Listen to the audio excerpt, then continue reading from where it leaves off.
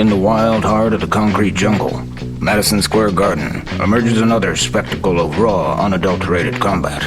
Tonight, the UFC unfurls its banners for the 295th time, a pay-per-view colossus that promises to shake the very foundation of New York City. In a whirlwind of fists and fury, the light heavyweight championship dangles like a golden carrot with Alex Poton Pereira, the former middleweight maestro locking horns with the 205-pound sovereign samurai, who actually never lost his belt, Yuri Prohaska. As a city that never sleeps braces itself, the co-main event throws another explosive concoction into this mix. Sergey Pavlich and Tom Aspinall, two behemoths of the heavyweight division, collide in a clash of titans, as the interim title fight was born by a twist of fate and a John Jones injury. In the grand tradition of gladiatorial contests, UFC 295 stands as a monument to the modern warrior. Tonight, legends will be written in sweat and blood, and Madison Square Garden will bear witness to the raw, unyielding spirit of the Ultimate Fighters. Welcome to the King of the Casuals, where only the brave dare to tread. This is King of the Casuals, episode 109 for UFC 295. A symphony of chaos and courage, while the samurai lurks from the shadows of emptiness to take back what he never lost. Good God, man. UFC 295, here we are, King of the Casuals. I can't believe it, but we're at 295 of these things. We started this podcast, as many of you know. Many of you may be tuning in for the first time and may have no clue why. My son Jack, who was taken by the weapon of mass destruction, fentanyl, was given a counterfeit pill, and we lost him in 2021 on September 25th. And we made a promise that we would continue this King of the Casuals because I kept getting called a casual as I commented online on my favorite sport, any combat sport really, but mostly MMA. And I said, well, what's casual? And then he told me, and I laughed. And so I said, well, let's embrace being casual then. This show and every show we do is dedicated to Jack McCarthy, Jackie Mac forever.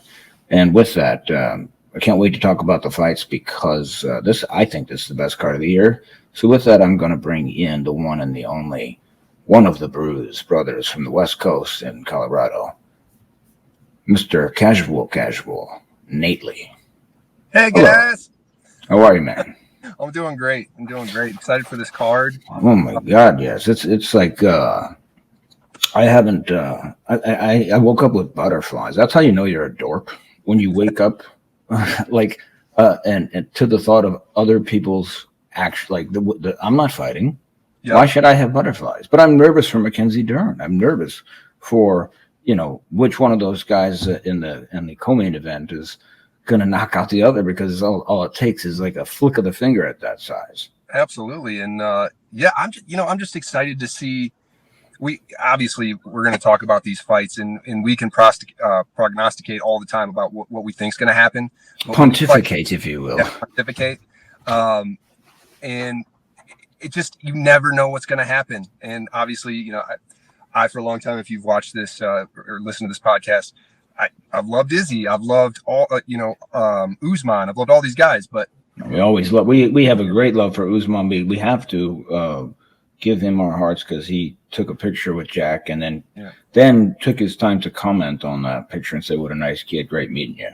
Come on, man. How do I not love that guy? I love that guy. He's a great guy. And it's the type of thing, right, where you can only take so much damage. And so every fight, you're going to see a different fighter, because as they always say, every time you step into the octagon, you're going to leave a little piece of yourself. So it's so exciting to think about what could happen and then to actually watch the event. And I mean, like you said, this card's stacked. It is a lot of great fights, and there's a lot of unknowns, and it's great that this evening we're going to be able to see, how this actually plays out. And I always give you, as the audience, if they watch or if you don't, well, I'm not about to find out.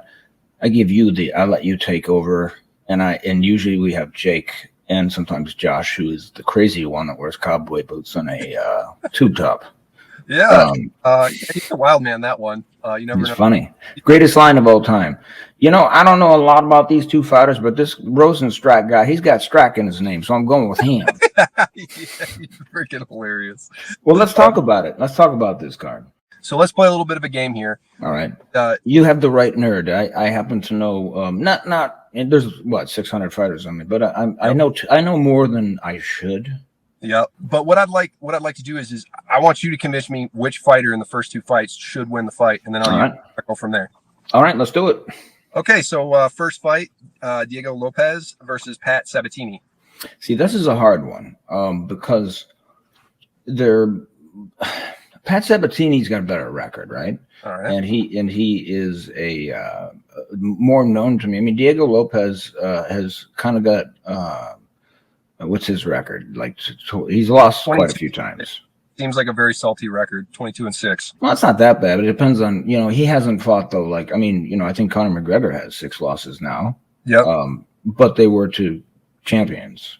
Yeah. So you know what I mean. He never, except for Nate Diaz, but Nate Diaz is Nate Diaz. But anyway, when you get in the top 10, though, like you never know what's going to happen in any given fight. Anybody look at Michael Chandler. I mean, he's got 3 losses I can think of that he could have won. He should have beaten Dustin Poirier. He was beating the crap out of him and had him, and then it got so bloody he slipped, and then Poirier finished him.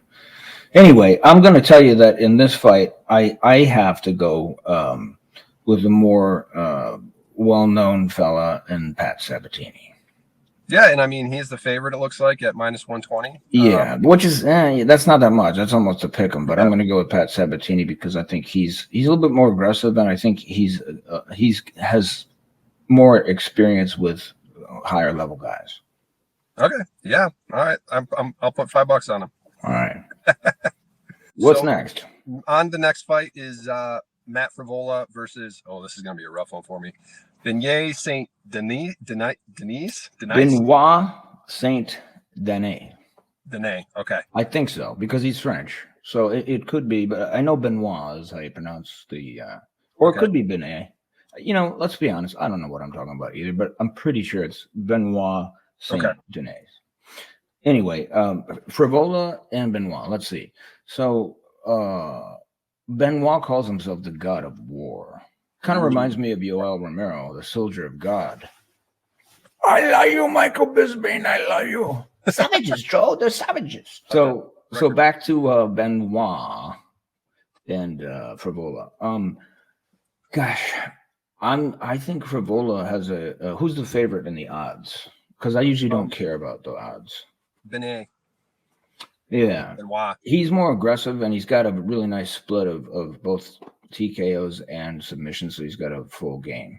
Yep. I'll tell you what I'll do on this one. I usually don't always go with what do they have the odds at? It's -235 for Benoit. So that's significant. Yep. Absolutely. So okay, let's go with Benoit. All right. Nice pick. Next fight. Next fight is Jessica Andrade versus Dern. I love this fight. Go ahead and give me your piece on this one, and then I'll give you mine. So what I'm looking at is that and I was looking at the records prior to us speaking here, and it looks like Jessica Andrade, she's lost her last 3 fights. 2, she's been submitted twice and KO'd the other time.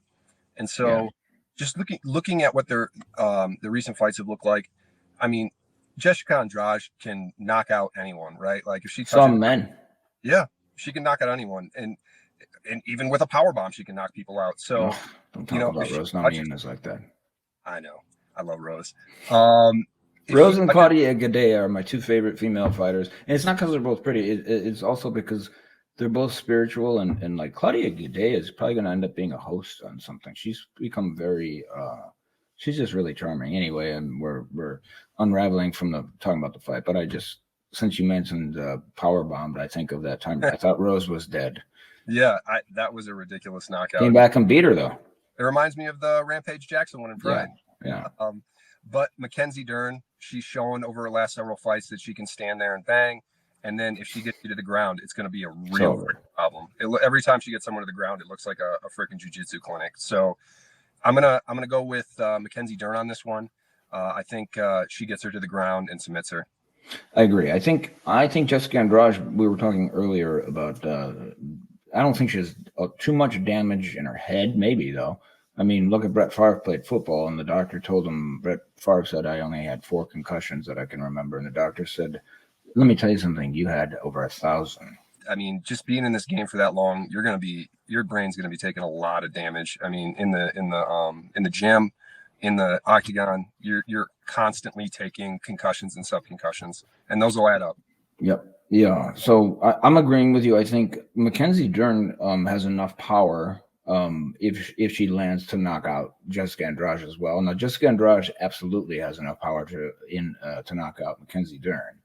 I think though it'll go to the ground and Dern will submit her. Yeah. So yeah, that's across the board. We're going with Mackenzie. Yeah. Now on to the co-main event. We have. Are we already to the co-main event? Wow. Yes, we are. Yes, wow. we are. We have Sergey Pavlovich versus Tom Aspinall. I can't believe you pronounced both names right. That's amazing. Well, I've been watching a lot of Embedded this week, so yeah. That helps. The watching those guys at the press conference, it was such a gentlemanly press conference. So this fight, I'm very excited about. I wasn't happy John Jones got injured, but I don't think it's a big loss. I saw an article that said, "Oh, this card isn't what it was because Jones and Stipe." I'm like, "What are you talking about? They're both Jones and Stipe are retiring. Yes. No matter who wins that fight, so who gives a shit?" And these are the up and comers, right? Like, yes, this guy has every tool in his toolbox. He can bang. He moves like Muhammad Ali too. Or Floyd Mayweather or Conor McGregor. He has footwork like Rose Namajunas. We're talking about her. He doesn't move quite like Rose. Rose almost like floats. Yeah, it's amazing to watch and see. And then outside of him basically blowing out his own knee in the several years, he's looked like a fucking world beater. Yeah. But on the other hand, I've never seen Pavlovich. Let's just take this into account. I'm looking at his record right now. He's won every fight in the first round. Yeah, last 5 fights, 5 KOs, all first round. Yeah. It seems like if this guy touches someone, it's death. Yeah.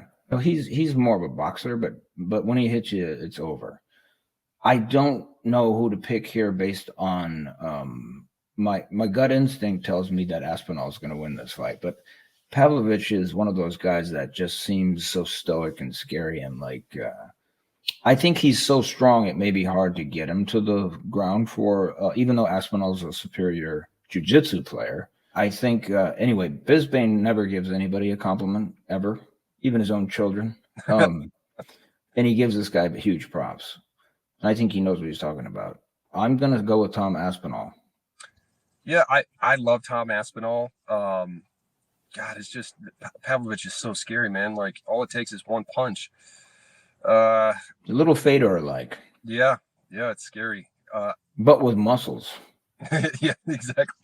Yeah, Fedor was so weird. That body type is so weird, but he had a gas. You don't need muscles, man. You don't need muscles muscles are not good in fighting, I don't think. I think it's different than that. I think he has muscles, but he has a layer of fat on top of it that allows his gas tank to work a little bit longer. Yeah. Because you're going to have a little bit more energy. Whereas the lactic acid doesn't build up as quickly. Yep, absolutely. Yep. So, yeah, I'm going to go with Aspinall. I feel like he's going to get him to the ground and submit him.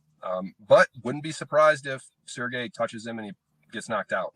I think the later the fight goes, the more it favors Aspinall. Absolutely. And, they're the pros. He knows what he's good at. I'm sure they have a game plan to go in to try to wrestle and to get him to the ground. But we'll see. You got to get in there to take him down. That's true. You got to take a couple of those bombs. Which you never know how that's going to turn out.